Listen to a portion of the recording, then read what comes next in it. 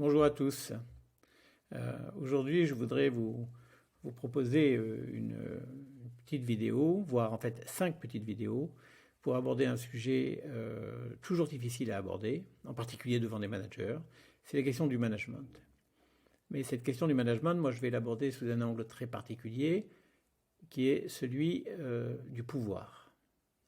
Car au fond, manager des hommes, manier des hommes, parfois les manipuler, c'est exercer un pouvoir sur ces hommes et ces femmes au travail.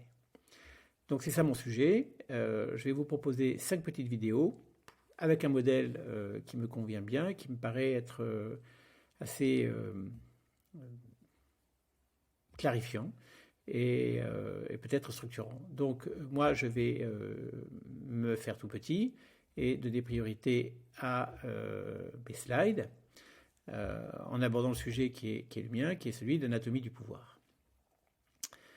Alors, pour parler de ce sujet, je vais aller chercher un grand référent, une grande valeur, qui est Max Weber, mais je ne vais pas m'éterniser sur cet auteur. Le but, ce n'est pas de faire des effets de grande culture, mais ça va me permettre de souligner qu'il y a un paradoxe inscrit au cœur du pouvoir dans le management. Pour ça, Max Weber nous apprend à distinguer pouvoir et autorité.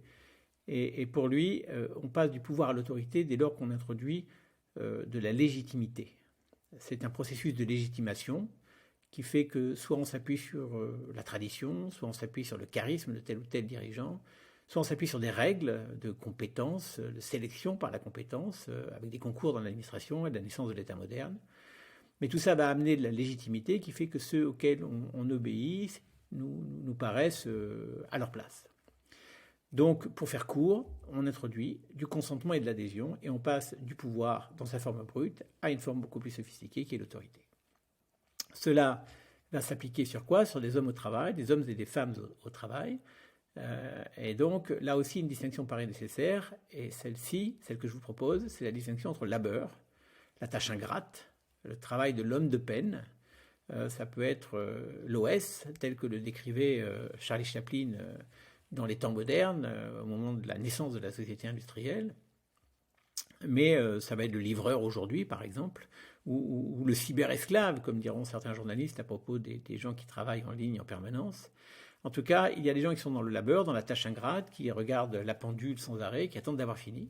Puis il y a des gens qui sont dans l'action. Pour eux, la distinction entre le travail et le plaisir, au fond, est quelque chose d'assez flou. Et vous allez avoir le travail de l'avocat, du professeur, du designer, de l'architecte, autant de métiers qui finalement sont souvent des métiers de créatifs.